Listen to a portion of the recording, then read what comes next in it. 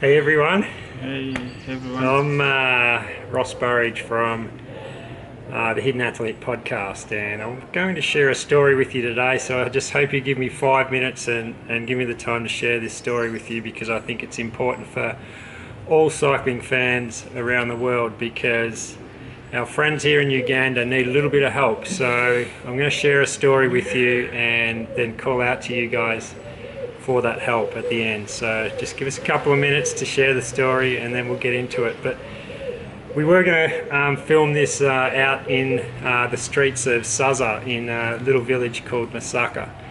Masaka is a small city south of Kampala in a country called Uganda. Now, Uganda has a population of around about 40 million people, and it's only a small country, so it's a heavy populated country. But the story I'm going to share with you is the story about cycling in Uganda. Now, because we're here in a bit of a pristine setting, I'd love you to go to Instagram page called Masaka Cycling Club, and you'll see all the crazy that actually goes on outside of this compound that we're actually filming in. But just give me 5 minutes, share a story, and I'm going to ask for your help at the end. But hopefully you'll enjoy the story and you'll get something out of it, and you'll learn something about cycling in Uganda. Yeah. So before we kick off, this great man here, this is Kato Paul.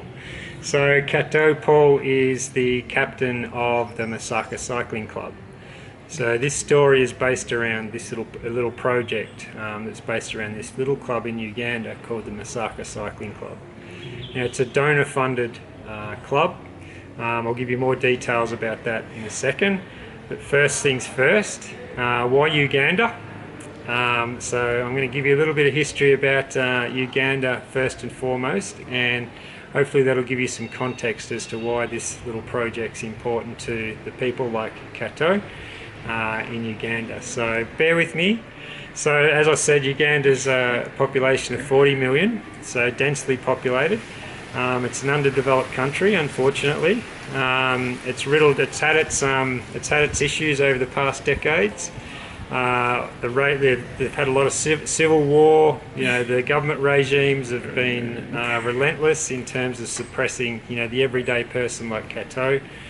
And over the last sort of 5 decades, the poverty rate has literally tripled. So, which is making it very, very hard for people like Kato to simply survive, let alone thrive and chase his dreams in a place like Uganda. So we're really calling out for you for a little bit of help, and I'll just give you a little bit of history about the project. So about 12 months ago, a little story. I'm a cyclist, not a very good one, mind you, but a cyclist. What are you laughing at? You make me laugh. I make him laugh because I'm so bad. No, you're not bad. I'm a pretend cyclist, let's put it that way. But I was over here training for an event and riding around the streets of Masaka, and I noticed a group of cyclists around that were training quite hard on street bikes, essentially. And after a little while, we became friends. Kato and his friends used to come riding with me, and after about 4 or 5 months of this happening in Uganda, I thought, well, how can we help these guys? Like, clearly, from what I was seeing, these individuals like Kato have got some freakish talent, but they've just got no means at all to showcase this freakish talent. And when I say freakish, I'm talking elite level freak talent. So it exists and it's actually everywhere in Uganda, but they just got no hope of expressing that or getting it out there and showcasing it to people in the cycling world. So we befriended each other. Like I said, I'm the host of the Hidden Athlete podcast. We launched a couple of episodes and shared the story. So if you want to go to episode 65 and 71 of the Hidden Athlete, then you'll get to know what the project's all about. So dial in and do that. But what we started with as part of that process is we made a call out we sent out a call out to all the podcast listeners and friends and close people for bikes for me to bring over and actually give to people like Kato. So he could, that's good. yeah, so he could go and actually race elite level races again. Yeah, Mr. That is that we want. Yeah, so Kato was riding just basically a modified street bike, and believe it or not, this man is the 2016 National Road Champion of Uganda. But where he's found himself back in Masaka with no means to continue to chase his dreams. But a very, very talented cyclist. And this is one example. There's many, many examples like this at the Masaka Cycling Club. So we called out. We got an amazing response. So we called out for some bikes, and we ended up with 20 bikes, literally click of a finger. And I'm talking about race-ready bikes. I'm not talking about clunkers. I'm talking about bikes that people have bought for $5,000 plus. And I've been gradually bringing it over here. And it was only recently that these boys went to Kenya to race against some of Kenya's best cyclists. And in a field of 145, our 4 boys that went, they finished in the top 17. Yeah, and Kato finished 6. So that was the first little taste of racing again for the Uganda boys outside of Uganda. Yeah. So we launched the project, and then we called out for some cash donors. So we set up this donor process, and you'll find out all this on the podcast. Hopefully you're interested enough to have a listen. But we called out for cash donors, and we ended up getting 80 monthly cash donors. And they're cash donors that were donating $5, $10, $15 a month to underpin this project. So we've now got 80 cash donors generating a little over 10,000 Australian dollars. And we've got 20 bikes that we've brought over. We've used some of that cash. Yeah, that's good. Yeah, that's good. So we used some of this cash to set up a community centre in Saza. So again, go to the Instagram page, Masaka Cycling Club, and you'll see all the crazy that happens around that community centre. It is crazy, trust me. And we've actually set them on their way. So we're continuing to bring the bikes over. The boys that's good. The boys are getting noticed, don't you? Yeah, we are waiting the bikes. We are ready. Yeah. Yeah, we are ready to follow our dreams. Yes. I think.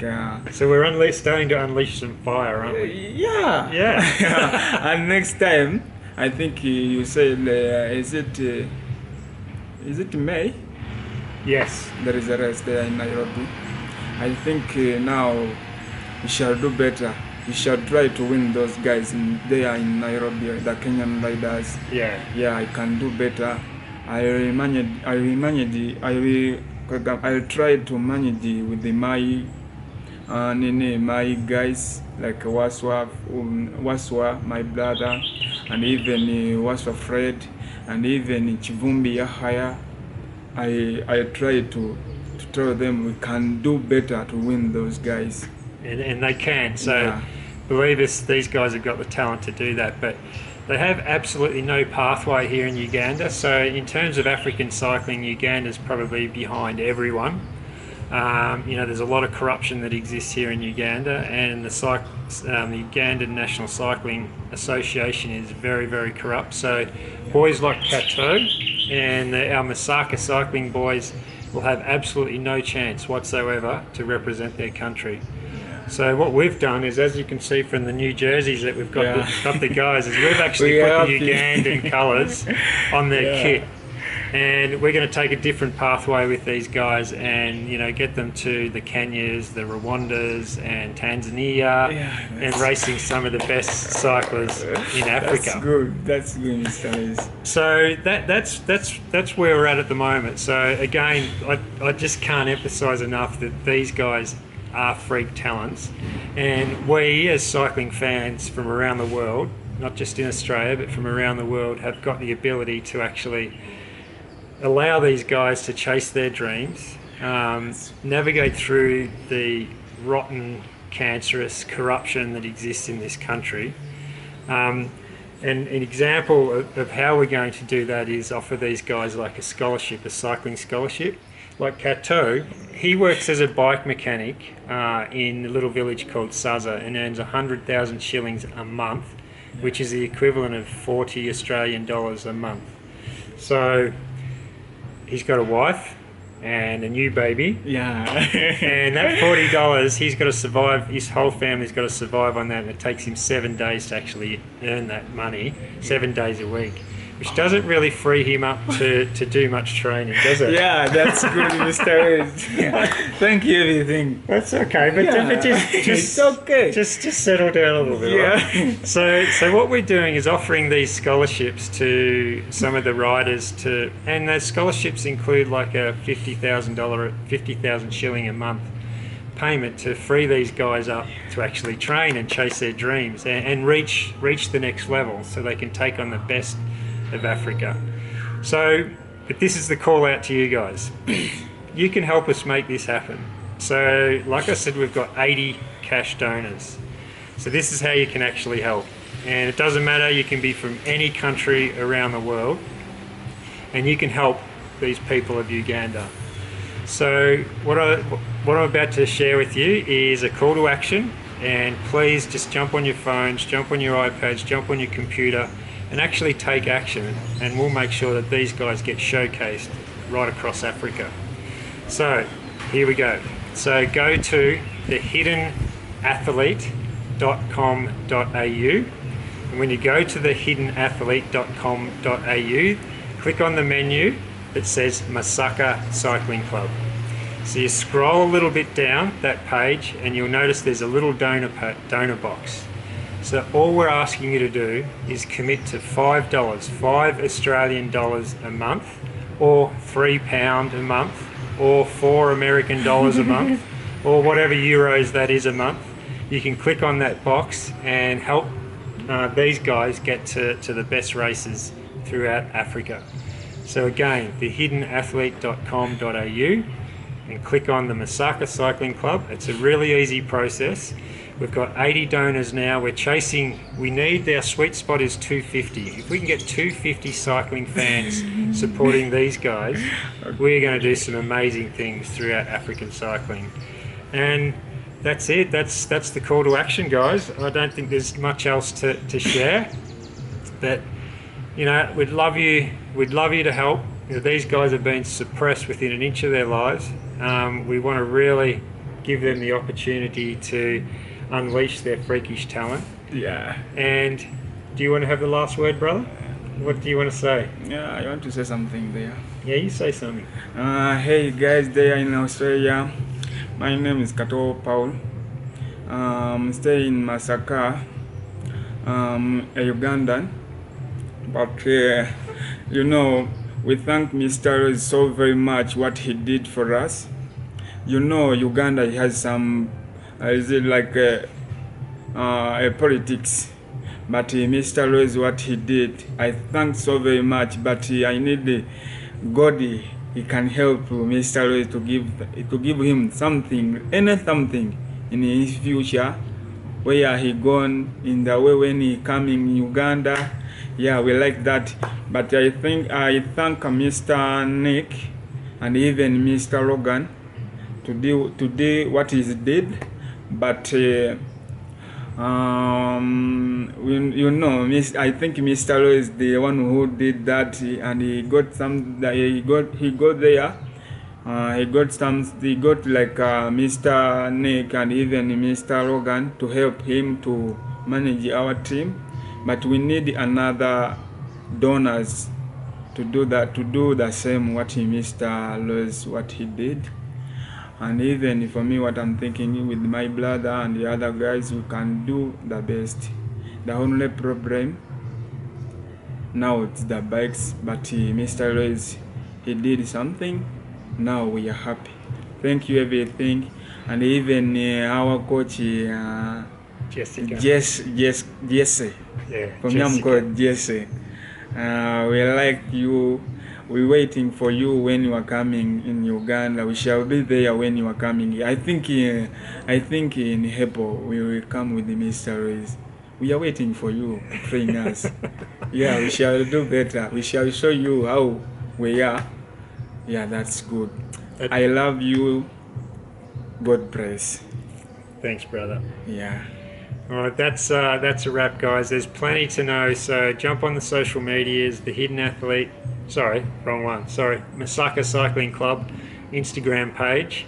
Jump on, follow the journey, get on that website, and please donate like £3, $5 a month, $4 Everyone can help from around the world. So let's get to that 250 and do some incredible things for this little cycling group. All right, guys, that's a wrap. Thanks so much. Bye bye.